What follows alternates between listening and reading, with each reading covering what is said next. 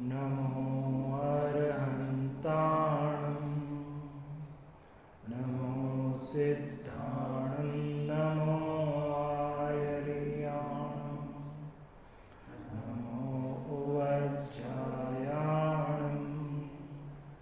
नमो लोये सव्वसाम् येसो पञ्चनमो यारो सर्वपावपणासनो मङ्गलाणं च सर्वेसिं परमं हवै मङ्गलं भगवान् वीरो मङ्गलं गौतमो गणी मङ्गलं कुन्दकुन्दाद्यो जैनधर्मोऽस्तु मङ्गलम् सर्वमङ्गलमाङ्गल्यं सर्वकल्याणकारकं प्रधानं सर्वधर्माणां जैनं जयतु शासनं जैनं जयतु शासनम् नमिजिणवरिन्दे नरसुरभवनिन्दवन्दिये सिद्धे वोच्चामि भावपाहुडं भवशेषे संजते शिरसा सुर इंद्र नरेन्द्र वन्दित सिद्ध जिनवर देव सब संयतों को नमन कर इस भाव पाहुड़ को कहूँ इस भाव पाहुड़ को कहूँ। आज से 2000 वर्ष पूर्व इस भारत वर्ष को अलंकृत कर रहे आचार्य कुनकुंद भगवान का यह अष्टपाहुड़ ग्रंथ में संकलित भाव पाहुड़ ग्रंथ है। इस भाव पाहुड़ ग्रंथ के माध्यम से आचार्य भगवान तत्कालीन समय में भी और हम सबका सौभाग्य है कि ये भाव पाहुड़ हमें प्राप्त है, तो हम बाहर में धर्म के नाम पर जो क्रियाएं करते हैं उन क्रियाओं के साथ अपने परिणाम भाव अंतरंग विशुद्धि को भी संभालें तो वह सोने में सुहागा सिद्ध होता है। आचार्य कुनकुंद स्वामी ने इस पूरी 165 गाथाओं में भाव पाहुड़ में कितनी गाथा है? 165 गाथाओं में भावों की विशुद्धता पर ही बल दिया है, परिणामों की शुद्धता पर बल दिया है। यदि अंतरंग विशुद्धि है तो बाह्य में व्रत नियम संयम और अणुव्रत महाव्रत सहज में सब पलेंगे, और उसके बिना अणुव्रत महाव्रत अंगीकार कर लिए तो वो वैसी ही बात होगी कि जैसे बाजार में निकलते हैं और शोरूम के बाहर पुतले लगे रहते हैं, उनको बहुत अच्छे अच्छे सुंदर सुंदर वस्त्र पहना दिए जाते हैं, नहीं पहनाते? वस्त्र पहनाते हैं, और किसी ज्वेलरी के शोरूम पर जाओ तो वहाँ पर उसे महंगे महंगे सेट पहनाए जाते हैं, तो वो कितना प्रसन्न होता होगा, उसको तो आनंद आता होगा ना, खुशी होती होगी कि मुझे इतने महंगे महंगे सेट पहनाए, इतने नए नए कपड़े पहनाए। जो एक बाहर भिखारी घूम रहा है उसके पास बेचारे को कपड़े पहनने को नहीं है, और वो जो पुतला लगा है, डमी क्या बोलते हैं उसको, तो उस पर इतने नए नए वस्त्र और ये पहना रखे हैं। सेम टू सेम ऐसी ही स्थिति है कि भावों के बिना जैसे वो डमी पर वस्त्र होते हैं, डमी पर जैसे ज्वेलरी होती है, ऐसा ही भावों की विशुद्धि के बिना किया गया सारा जो व्रत नियम इत्यादि है वो कौन कह रहा है निष्फल है? ऐसा किसने कहा?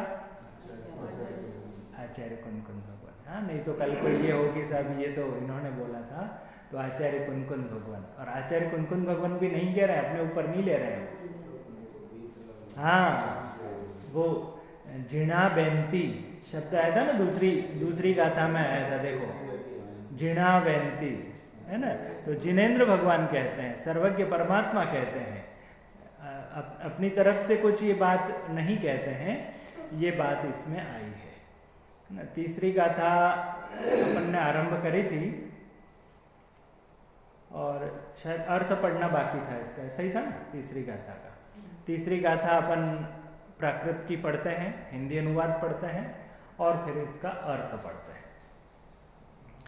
भाव विशुद्धि निमित्तं बहिरंग सकीरये चाओ, बाहिर चाओ विहलो अभ्यंतर गंत ज्योतस्।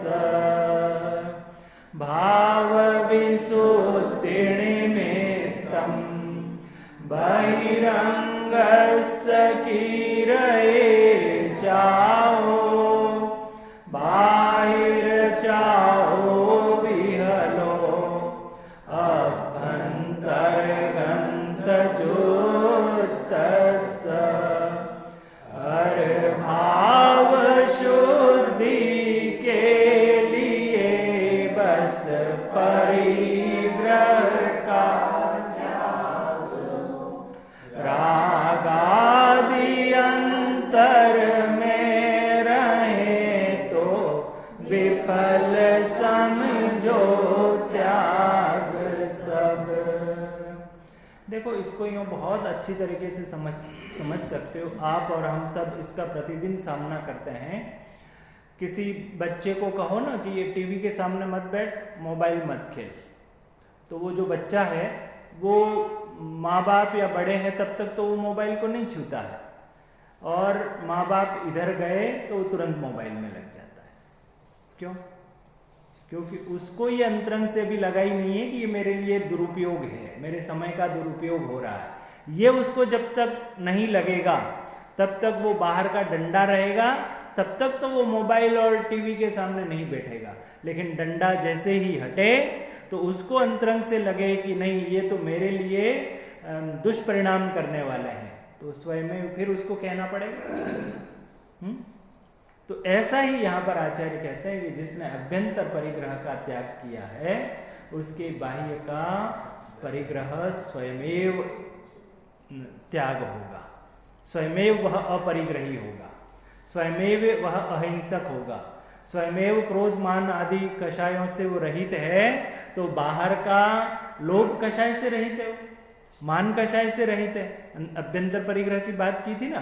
तो ऐसे कषायों से रहित है तो उसे बाहर में कितना परिग्रह जोड़ने का विकल्प आएगा कि कितने में मकान रखूं, कितनी घोड़ा गाड़ी रखूं, कितने धन धान्य वस्त्र इत्यादि जो बाहर के 10 परिग्रह का है ना, तो कितने जोड़ने का उसको भाव आएगा। जब उसको किसी प्रकार का लोभ ही नहीं है तो वो क्यों रखेगा बाहर का परिग्रह।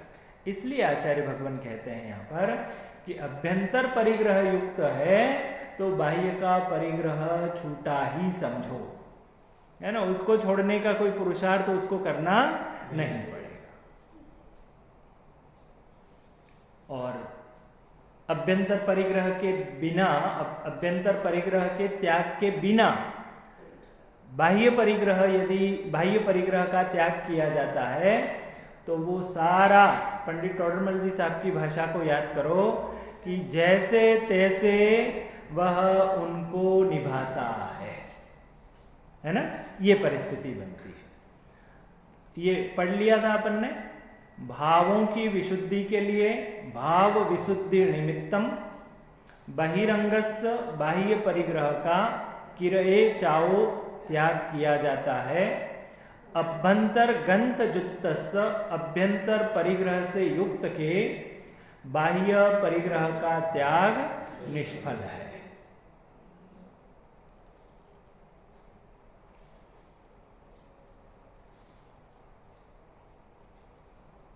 अंतरंग भाव बिना बाह्य त्यागादि की प्रवृत्ति निष्फल है, यह प्रसिद्ध है।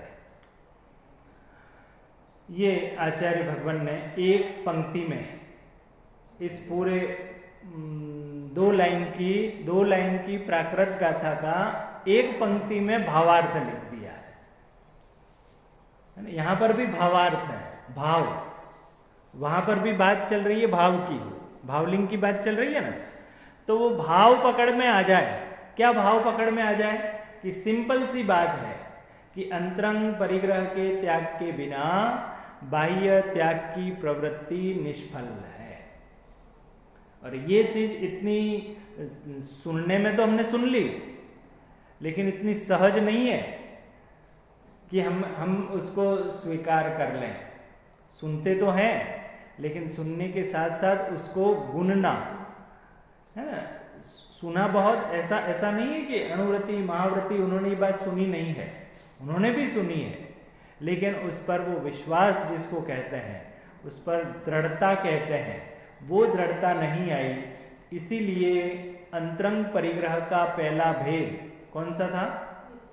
मिथ्यात्व। वो विभ्रम नहीं हटा है, वो विभ्रम नहीं हटा है, इसलिए अंतरंग परिग्रह वैसा का वैसा जम करके बैठा हुआ है। अनादिकाल से जैसा चला आ रहा है, वैसा देवशास्त्र गुरु का सच्चा समागम मिलने के बाद भी, सच्ची बात सुनने के बाद भी, तीर्थंकर परमात्मा की दिव्य ध्वनि सुनने के बाद भी वो विभ्रम वैसा का वैसा ही बैठा हुआ है। इसलिए उसका सारा शक्ति, सारा धन, योग और उपयोग बाह्य परिग्रह के त्याग में ही उसकी प्रवृत्ति चलती रहती है। तब आचार्य भगवान लिखते हैं कि अंतरंग भाव बिना बाह्य त्यागादि की प्रवृत्ति निष्फल है। अब किसी के घर मेहमान जाओ तो वो ऊपर से आपका स्वागत कर रहा है कि आत्मीयता से स्वागत कर रहा है, ये पता चल जाता है कि नहीं चल जाता है? पता चल जाता है ना कि ये सिर्फ निभा रहा है कि वास्तव में अपने पहुंचने से उसको प्रसन्नता हुई है। अब आपको कौन सा अच्छा लगेगा? वो बाहर बहुत अच्छा निभा रहा, वो अच्छा लगेगा कि वो भले अंतरंग से बहुत अपन से स्नेह रखता है, भले पानी का नहीं पूछ पाए, वो आपके लिए नाश्ते पानी की बात नहीं कर पाए, तो आप उससे ज्यादा प्रसन्न होंगे कि जिसके अंतरंग की तो भाव नहीं है, कहाँ टपक पड़े, ऐसा अंतरंग का भाव है, और बाहर में आपके 100 पकवान की व्यवस्था कर दे, तो वो आपको अच्छा लगेगा। कौन सा अच्छा लगेगा? काकी जी, कौन सा अच्छा लगेगा?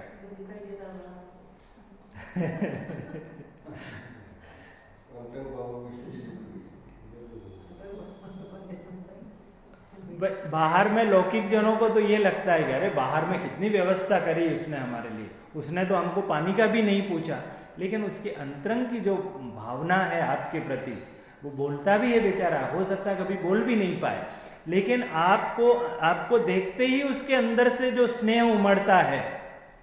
लेकिन हमारे जो ये चर्म चक्षु हैं, वो बाहर की चीजों को ही देखने के अभ्यस्त हो गए हैं, तो अंतरंग का स्नेह देखने का हमारे पास समय नहीं है। हम वो बाहर की ही सारी चीज देखने में अभ्यस्त हो गए। तो ऐसा का ऐसा यहाँ पर आचार्य भगवान लिख रहे हैं, अंतरंग भाव बिना बाह्य त्यागादि की प्रवृत्ति निष्फल है, यह प्रसिद्ध है। तो ये कोई मैं नई बात नहीं कह रहा हूं, प्रसिद्ध है, उससे आचार्य भगवान ये कह रहे हैं कि ये कोई प्रसिद्ध है ये बात। तो अंतरंग के बिना बाह्य की सारी चीज निष्फल है, ये प्रसिद्ध बात है, कोई शास्त्र की ही बात हो ऐसी बात नहीं है, जगत प्रसिद्ध बात है। अब देखो उसी की पुष्टि में ये जो बात कही ना, क्या बात कही, कौन बोलेगा ये क्या बात कही? तीसरी गाथा में क्या बात कही? निष्फल है। तो इसी की पुष्टि में आचार्य भगवान अगली गाथा कहते हैं। बहुत सुंदर गाथा है, और गाथा पढ़ने के बाद मैं आपसे एक प्रश्न करूंगा, है ना। वो पहले गाथा पढ़ते हैं।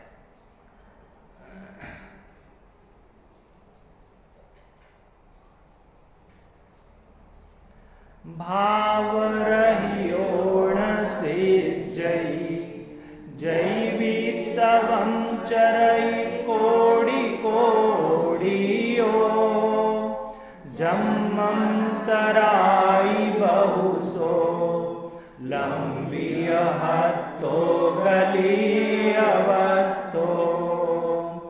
भाव रहियोण से जई जैवी तवं चरई कोड़ी कोड़ियो जम्मंतराई बहुसो लंबिय हत्तो गलियवत्तो वस्त्रादि सब परित्याग कोड़ा कोड़ी वर्षों तप करें पर भाव बिन ना सिद्धियो सत्यार्थ यह जिनवर कहें। पहले अर्थ कर दूं, फिर आपको प्रश्न पूछूंगा, और वो प्रश्न बहुत सामान्य है, बहुत सरल प्रश्न है। देखो, जई यानी यदि, कोड़ी कोड़ियो, कोड़ा कोड़ी, है ना, कोड़ा कोड़ी आप सब जानते हैं, इसलिए ज़्यादा विस्तार करने की आवश्यकता नहीं है। कोई नए श्रोता होते तो सारी चीज़ बताना पड़ता कि करोड़ों करोड़ वर्ष, कोटि कोटि, है ना। जन्मम तराई, जन्मांतरों तक, बहसों, एक एक शब्द ऊपर देख रहे हो ना, बहुसो, बहुत प्रकार से, लंबीय, हत्थो, हत्थो यानी हाथ, लंबीय यानी लंबे, लंबे हाथ लटकाकर, गलीयवत्थो, वस्त्रादिक का त्याग करके, तवम चरई, तपश्चरण करे, वी तो भी, भाव रहियो, भाव रहित को न सिद्धि, सिद्धि नहीं होती। कई की सिद्धि नहीं होती, कई की सिद्धि, हाँ, नहीं तो और चीजों की सिद्धि तो हो सकती है ना। वो एम, वो फोकस, वो लक्ष्य, कि काहे की सिद्धि नहीं होती, वो चीज होनी चाहिए। काहे के लिए अणुव्रत अंगीकार किए थे, काहे के लिए महाव्रत अंगीकार किए थे, वो चीज फोकस होनी चाहिए कि वह धर्म के मार्ग में आए हैं तो कौन सा लक्ष्य बना करके आए हैं। नहीं तो अनेकानेक लक्ष्य होते हैं ना। तो ये देखो, एक एक शब्द का अर्थ आपके ख्याल में आया होगा, है ना। भाव रहियोण सिद्धि, ये पूरा अंतिम पद आएगा, ठीक है ना। भाव रहित के सिद्धि नहीं होती है। भाव रहियो, भाव रहित के न नहीं सिद्धि, सिद्धि नहीं होती है। जय, अब यहां से अर्थ शुरू होगा। जय वी तवम चरई, जय यानी यदि, कोड़ी कोड़ियो, कोड़ा कोड़ी, करोड़ में करोड़ का गुणा करो तो कोटि होता है। ऐसे कोड़ा कोड़ी वर्ष तक, यानी ऐसा नहीं 2 4 5 10 वर्ष तक, और ऐसा भी नहीं कि झूठा तप करे, सच्चा नियमानुसार, न अतिचार के दोष लगे न अनाचार के दोष लगे। अनाचार के बड़े दोष हो गए, अतिचार के छोटे दोष, तो न तो अनाचार का न अतिचार का दोष लगे, दोष रहित पालन करे। कोड़ा कोड़ी जन्मांतरों तक बहुत प्रकार से हाथ लंबे लटकाकर वस्त्रादिक का त्याग करके तपश्चरण करे तो भी भाव रहित को सिद्धि नहीं होती है। अब मैंने सबसे पहले कहा था कि प्रश्न करूंगा, इसी भाव का छंद प्राप्त होता है, कहाँ मिलता है? छह ढाला। याद है किसी को, आपको?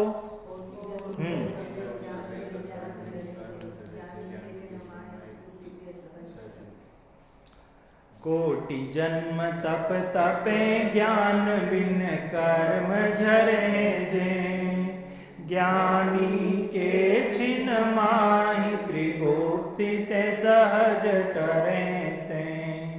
मुनि व्रत धार अनंत बार ग्रीवक उपजायो। पे निज आत्म ज्ञान बिना सुख लेशन पायो। ये सिद्धि जो लिखा ना, भाव रहियो न सिद्धि, तो ये जो सिद्धि कौन सी कि सुख लेश न पायो, और सब कुछ तो मिल गया होगा उसके प्रभाव में, उस व्रत के प्रभाव में, महाव्रत के प्रभाव में जो कुछ भी तपस्चरण किया ना, उसके आता है ना, ऐसा मैंने पहले भी आपको सुनाया है कि ऐसे जो अन्यमति भी जो तप इत्यादि करते हैं तो उस तप आदि के प्रभाव से वो कुछ पा ही जाते हैं। इसके ही अर्थ में मिलेगा आपको ये चीज।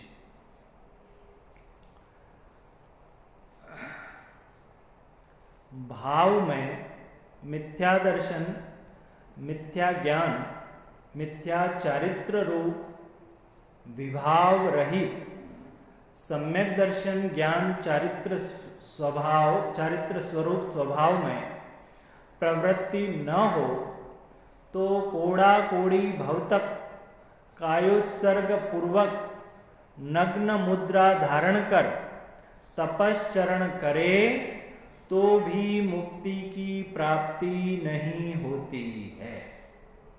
इस प्रकार भावों में सम्यक दर्शन ज्ञान चारित्र रूप भाव प्रधान है, और इनमें भी सम्यक दर्शन प्रधान है, क्योंकि इसके बिना ज्ञान चारित्र मिथ्या कहे हैं, इस प्रकार जानना चाहिए।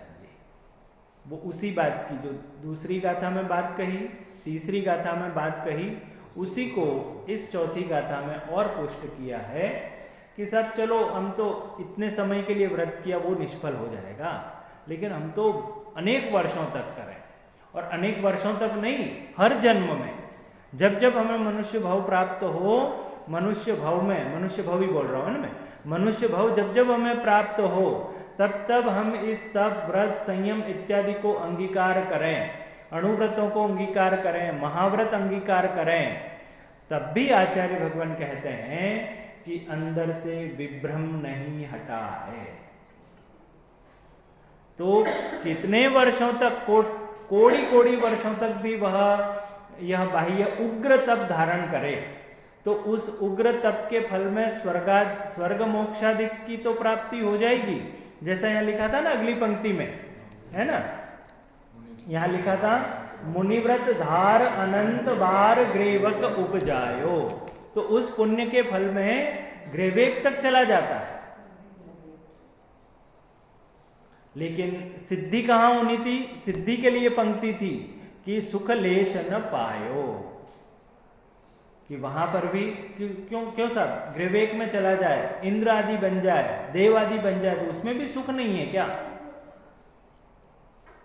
यदि इन चारों गतियों में सुख होता, चलो नरक गति तिर्यंज गति में तो दुख है, ये समझ में आता है, लेकिन मनुष्य गति में तो चक्रवर्ती इत्यादि बन जाए, राजा महाराजा सम्राट बन जाए तो, और जो देवगति का है देव बन जाए, तब तो उसे वहाँ सुखी होना चाहिए।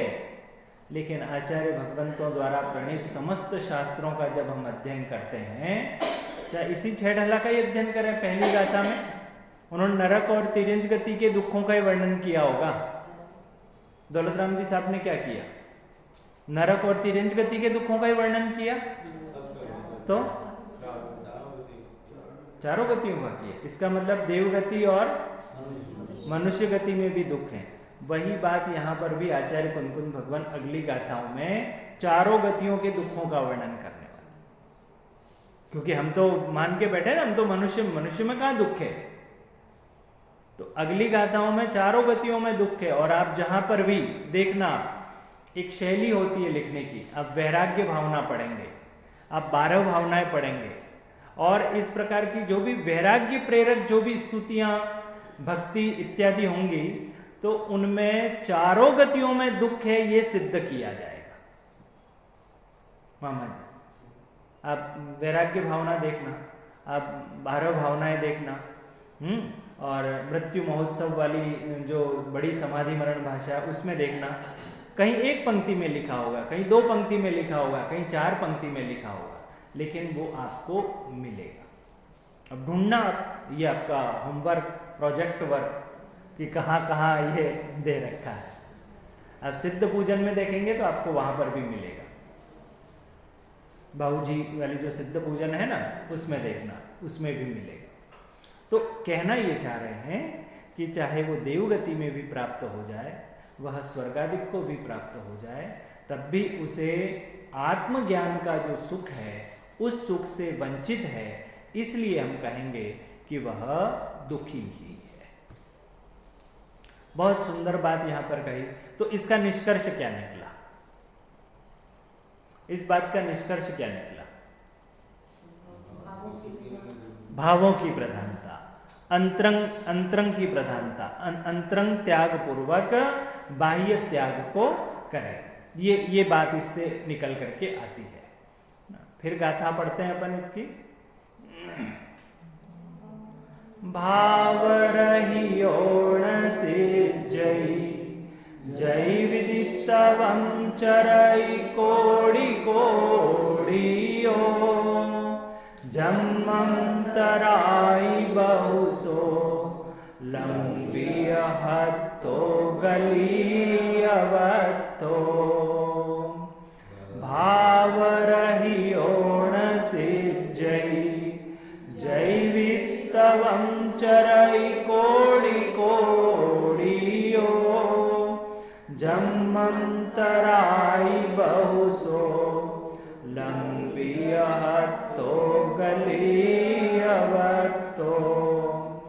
वस्त्रादि सब परित्याग कोड़ा कोड़ि वर्षों तप करें पर भाव बिन ना सिद्धियो सत्यार्थ यह जिनवर कहें जिनवर कहें। ये दोनों शब्द है ना, उससे पता चल रहा है कि वो कैसा उग्र तप कर रहे हैं। लंबीय हत्थो गलीय वत्थो है ना, ये दोनों मतलब लंबे हाथ लटका कर कायोत्सर्ग मुद्रा में, ऐसे वह कोटि कोटि वर्षों तक ऐसा उग्र तप धारण करें। लेकिन किस बात की कमी है? अभ्यंतर हैं, अभ्यंतर परिग्रह के त्याग की, और अभ्यंतर परिग्रह के त्याग की में सबसे पहला जो है क्या है? मिथ्यात्व। मिथ्यात्व में अब उसको खोलो क्या कि उसने आज दिन तक मैं ये व्रत कर रहा, ये शरीर है सो मैं हूं, तो शरीर की जो एकत्व बुद्धि है, शरीर के साथ जो एकत्व बुद्धि मान करके जो व्रत तप इत्यादि कर रहा है, तो वह जिस चीज की सत्यार्थ को जो पाना था वो सत्यार्थ हासिल नहीं कर पाता। अब जिसे ये पता है कि ये मेरा है ही नहीं, तो उसे कहां से मान होगा? वो क्यों मायाचारी करेगा?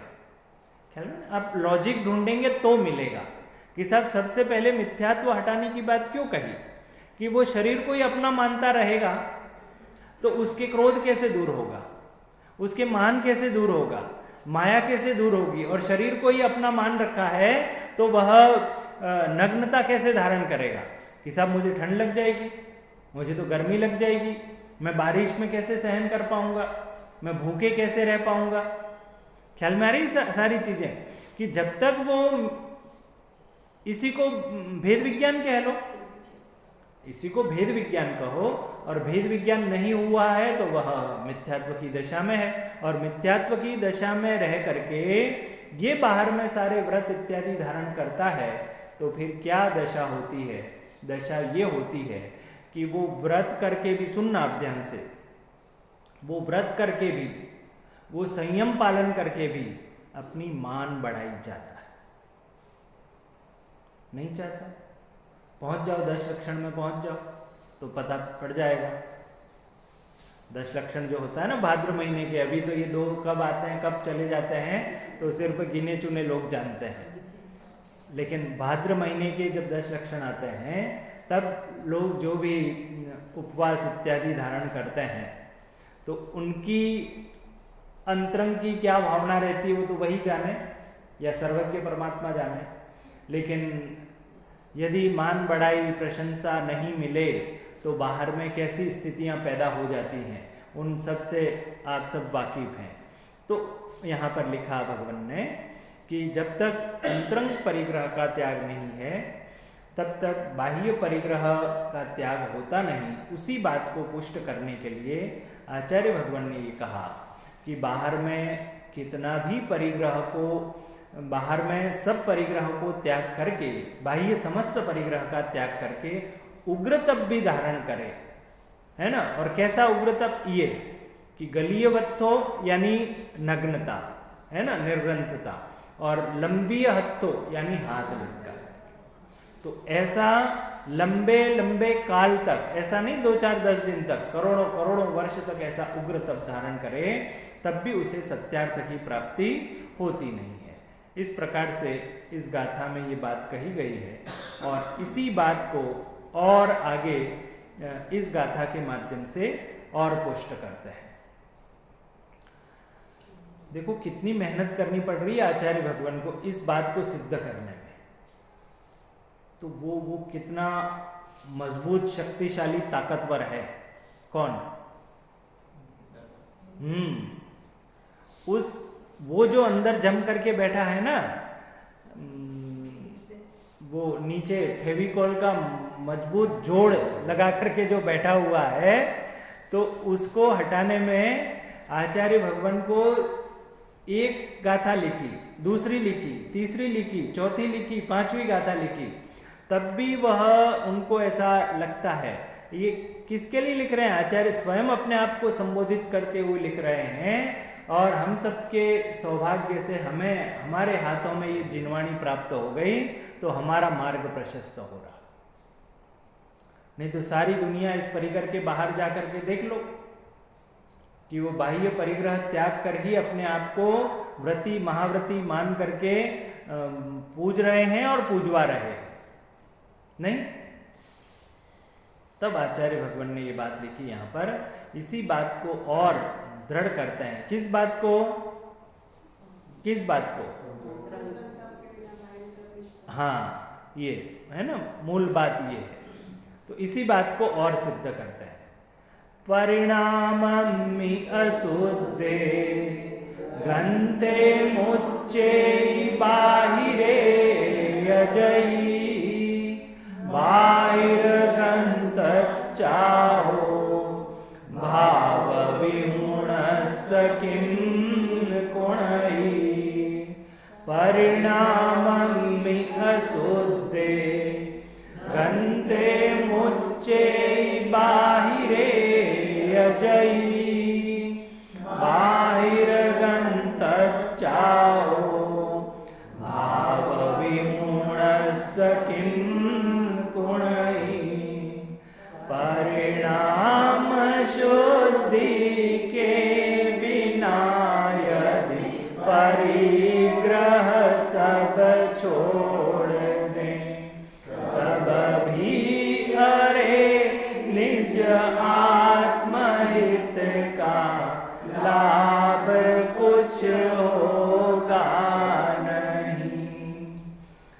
कितनी सुंदर बात आचार्य भगवान ने लिखी है कि जब तक अंतरंग के परिणामों में उसके निर्मलता नहीं आएगी, अंतरंग के परिणामों से वह परिग्रह नहीं छोड़ेगा, तो उसको कुछ भी लाभ होना नहीं है। किस लाभ के लिए आया था? आत्महित के लिए आए थे। यहां इस मार्ग में क्यों आए थे? आत्महित के लिए आए थे। और कोई कामना और कोई अभिलाषा, और कोई कामना अभिलाषा के लिए तो कोई वस्त्र आदि का त्याग नहीं करता। मूल जो लक्ष्य होता है, बाद में भले परिवर्तन हो जाए लक्ष्य, वो एक अलग बात है। लेकिन जब निर्ग्रंथता स्वीकार करते हैं, जब नग्न दिगंबर साधुत्व स्वीकार करते हैं, जब देश व्रत अंगीकार करते हैं तब एक अंतरंग की भावना क्या होती है? आत्महित की भावना होती है ना। तो आत्महित की भावना का जो लक्ष्य है, और कुछ सिद्धि हो जाएगी और अनेक प्रकार की सिद्धियां हो जाएंगी, लेकिन आत्महित की जो सिद्धि होनी है वो आत्महित की सिद्धि नहीं होगी किसके बिना? परिणामों की शुद्धि के बिना, अंतरंग से परिग्रह को त्यागे बिना। अंतरंग से परिग्रह को त्यागे बिना बाह्य का परिग्रह त्याग किया जाए, है ना, लिखा है, अब यहाँ है, कहीं अन्य जगह मिलेगा, यहाँ नहीं हो तो कहीं अन्य जगह मिलेगा। अंतरंग का परिग्रह का त्याग के बिना यदि बाह्य परिग्रह त्याग किया गया है तो यहाँ एक घर छोड़ा है तो वहां वन में जाकर के भी धर्मशाला बना, यहाँ 4 परिवारों का संग छोड़ा है, 4 सदस्यों के परिवार का संग छोड़ा है, तो वह 1000 लोगों के समाज का परिवार बना लेगा। क्यों? अंतरंग परिग्रह नहीं छोड़ा, परिणामों की विशुद्धि नहीं। यहां एक घर चलाने में आफत आ रही थी तो वहां पर पूरे समाज चलाने का भाव आएगा। क्यों लगाओ? तो उसका उत्तर मिलेगा कि बाहर में सब कुछ छोड़ छाड़ करके हो गए, लेकिन अंतरंग में यदि वो परिणामों की विशुद्धि नहीं है तो वही विकल्प सताता रहता है और उसी में सारा व्रत और सारा तप व्यर्थ चला जाता है।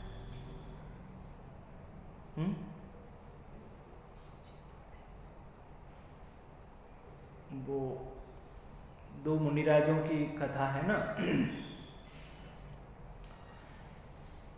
नाम याद आते ही मैं आपको बताऊंगा। भर्तृहरि वाली है ना, भर्तृहरि और जो मुनिराज है वो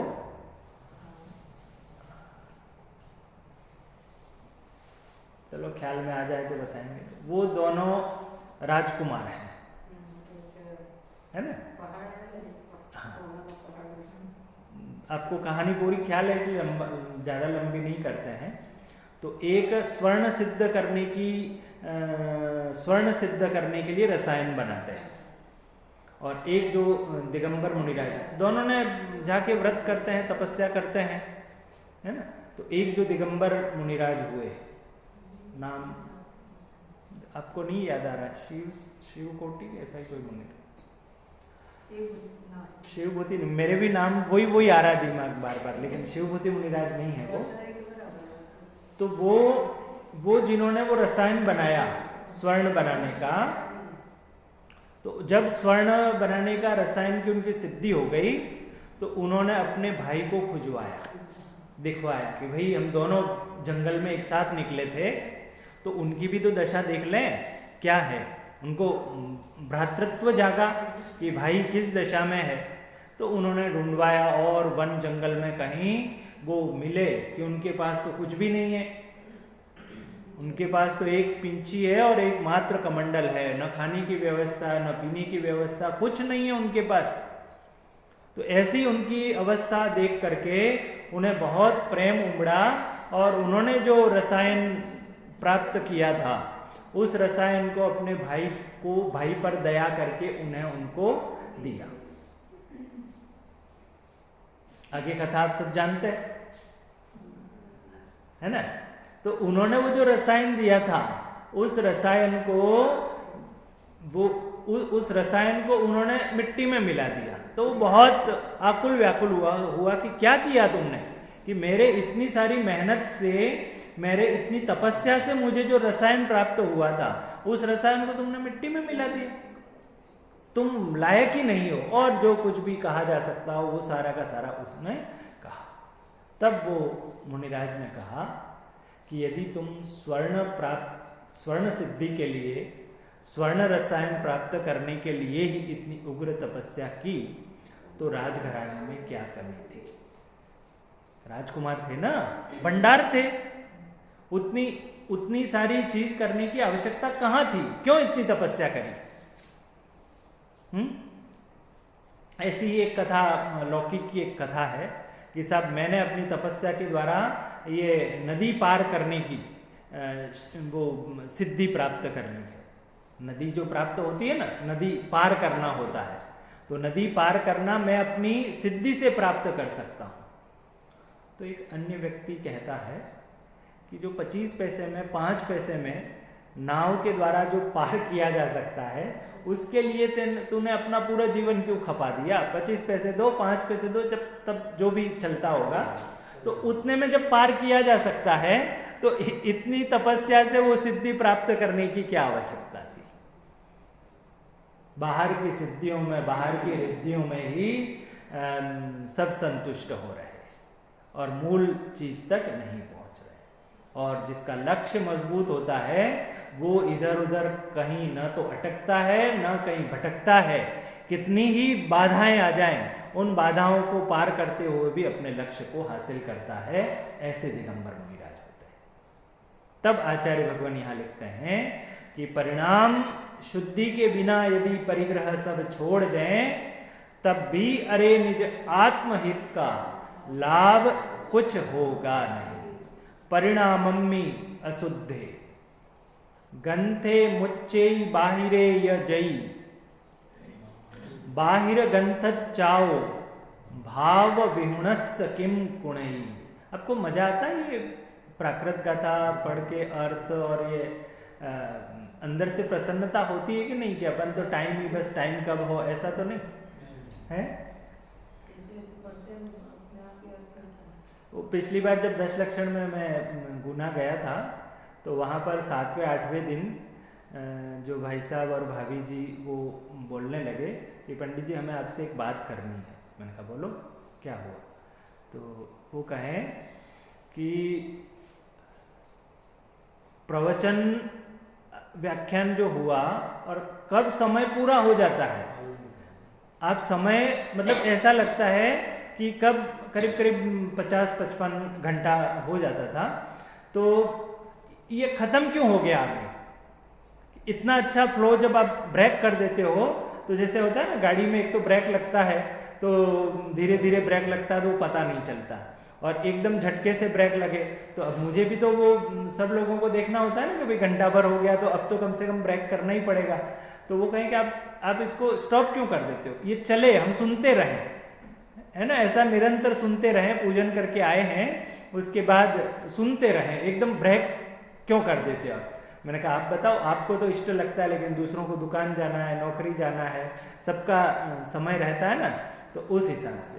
तो ऐसा ये अंतरंग का जो भाव हो, तो ये बात ऐसा लगता है कि सुनते ही रहें। ये बात सुनते रहे तक ही सीमित नहीं रहे, फिर इसको आगे बढ़े कि कम से कम सुनते रहें, इतनी तो विशुद्धि हुई ना। इसीलिए आचार्य भगवान ने कहा था, सबसे पहले संबोधन दिया था। क्या संबोधन दिया था? नहीं, यहाँ का संबोधन दिया था, हे भव्य। पहली गाथा में संबोधन दिया था, हे भव्य। तो इसका मतलब इन सब से छट करके आए हैं, तो ये सब भव्य है, जिनको सुनने की आस जगी है, जिनको भाव बाहुड़ के माध्यम से अपने भावों की शुद्धि की जिसे आस जगी है, तो वो निश्चित रूप से भव्य है और बहुत कम काल में भव का अभाव करेंगे, ऐसे परिणाम वाले हैं, है ना। इसका अर्थ मैं सामान्य रूप से पढ़ता हूँ यहाँ पर, क्योंकि समय होने को है। यदि ये तो कर चुके अपन, बाकी है ना इसका अर्थ करना। जई यदि, देखो आप शब्द पकड़ोगे तो ख्याल में आ जाएगा। पिछली गाथा में भी जई आया था, उसका यदि था। परिणामम्मि, परिणाम अशुद्ध होते हुए, बाह्य, गंथे, मुच्चे, परिग्रह आदि को छोड़े।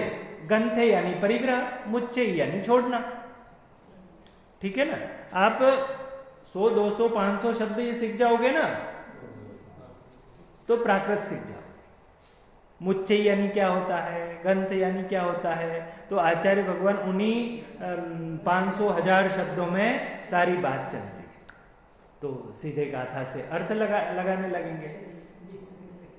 आदि को छोड़े तो बाहिर गंथ चाहो, बाहिर बाह्य, गंथ परिग्रह, चाओ त्याग, उस भाव विहुणस भाव रहित को, है ना, भाव रहित, विहुणस रहित, षष्ठी विभक्ति है, तो रहित को किम गुणे, क्या करें, अर्थात कुछ भी लाभ नहीं करता।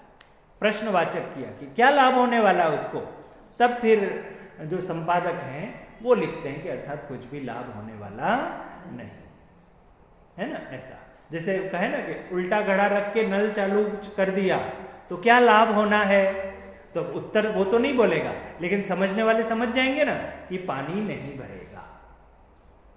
ख्याल में ही बात कि भाई तुमने उल्टा घड़ा रख के आए हो, हाँ साहब मैं तो घड़ा रख आया हूं। आप पूछेंगे घड़ा रखा है ना, तो हाँ साहब घड़ा रख के आया हूं, तो पानी क्यों नहीं भरा, क्योंकि घड़ा ही उल्टा है। ऐसे ही कि साहब हम धर्म मार्ग में तो आ गए, अशुभ से बचने के लिए शुभ में तो आ गए, तो फिर संसार में ही परिभ्रमण अनादिकाल से क्यों हो रहा है, इसलिए हो रहा है, बोलो किस लिए हो रहा है, परिणामों की विशुद्धि नहीं, अंतरंग परिग्रह का त्याग नहीं किया। इसलिए यहाँ पर ये गाथा में कहा, 5वीं गाथा का पाठ करते हैं और इसका विशेषार्थ अपन कल करेंगे। परिणामम्मि अशुद्धे गन्ते मुच्चे बाहिरे यजई, बाहिर गन्थच्चाओ भाव विहुणस् किं गुणैः, परिणामम्मि अशुद्धे